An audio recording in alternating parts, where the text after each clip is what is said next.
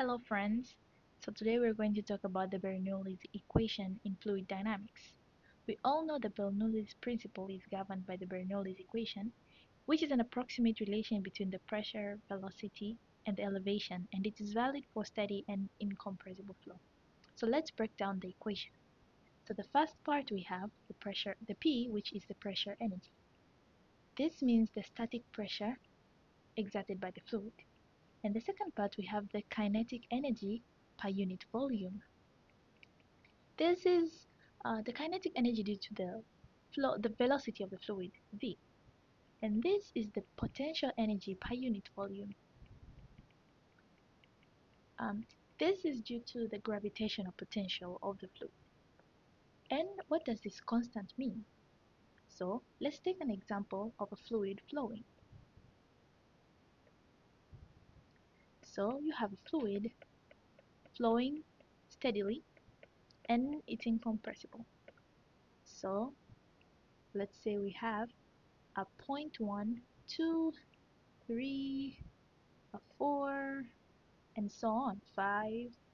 So the total mechanical energy at one point is equal to the total mechanical energy at the other point. It's constant. The total mechanical energy in this fluid flow is constant. So at point 1, point 2, point 3, 4, and 5, it's constant. So that's why you see sometimes we have the equation is written as P1 plus a half rho V1 squared plus rho GH1 is equals to P2 plus a half rho V2 squared plus rho GH2. So you can see maybe I took an example of point 1 and point 2, but it can be point 1, point 3, point 1 and point 4, point 4 and point 5 even at any point of this fluid flow. So let's have an example of how we can apply the Bernoulli equation in solving problems.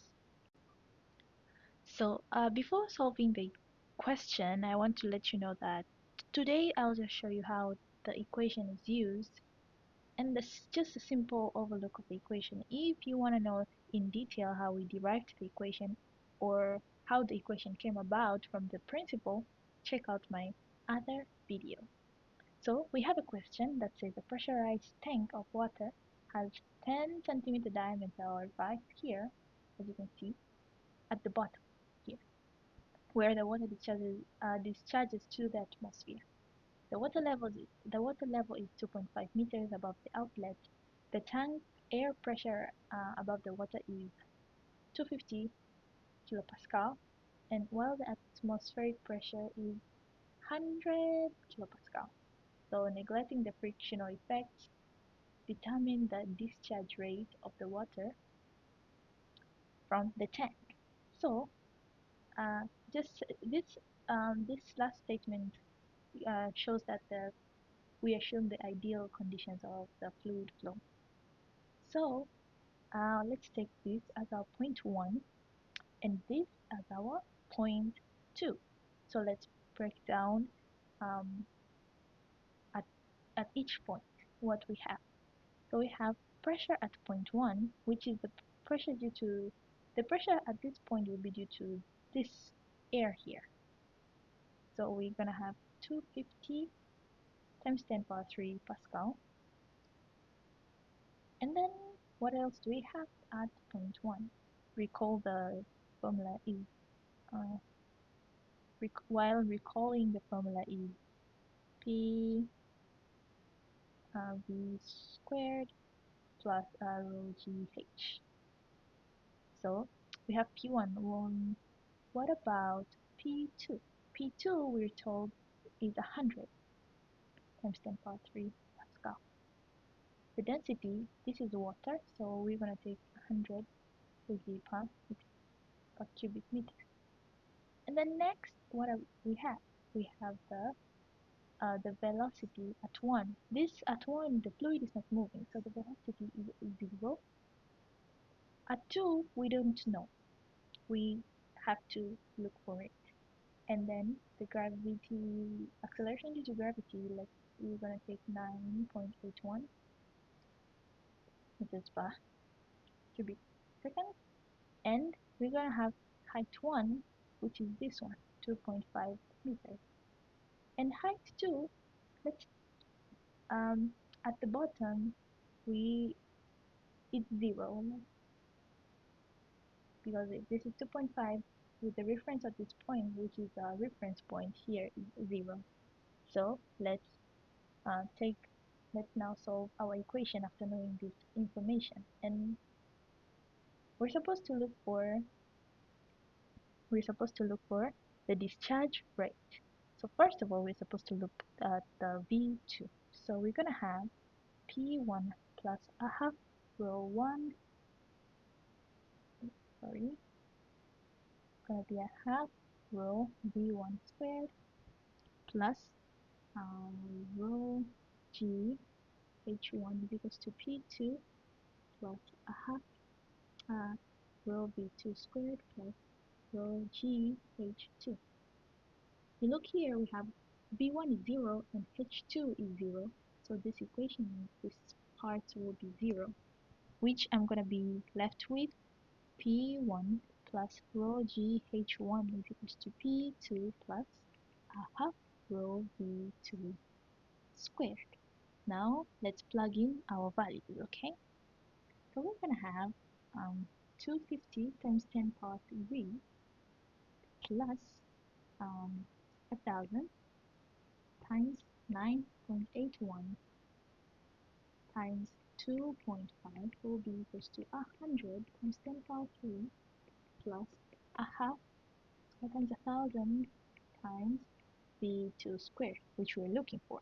So I can make this easy by dividing by 10 power 3 both parts. And I'm going to be left with 250 plus 9.81 times 2.5 will be equals to 100 plus a half V2 squared. This is gonna if I make V2 squared the subject, and after calculating this, you're gonna get 349.05. Because of time, I'm gonna just put in the answer, and you can verify the answer later on your own. And this leads us to V2 equals to 18.68. Now we have successfully found V2, but the question is asking us for the discharge rate. And what does the discharge rate mean? It means a volume per time. We don't have the volume. We didn't look for the volume here. We have the velocity. But remember, volume is equals to area times length. And what is velocity? Velocity is length over time. So if we need volume over time, we can do as area multiplied by the velocity. Remember from the information we got that this it's the diameter is 10 centimeters. So we have the 10. The area is going to be pi d squared over 4.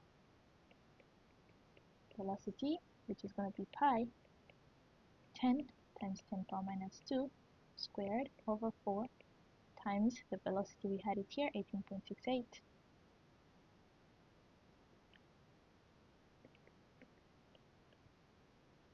Calculating this one, we're going to end up with the volume per time. It's going to be 0.147 cubic meters per second. So this is our discharge rate. So today we have simply looked on how to apply the Bernoulli's equation, and let's meet next time for another video.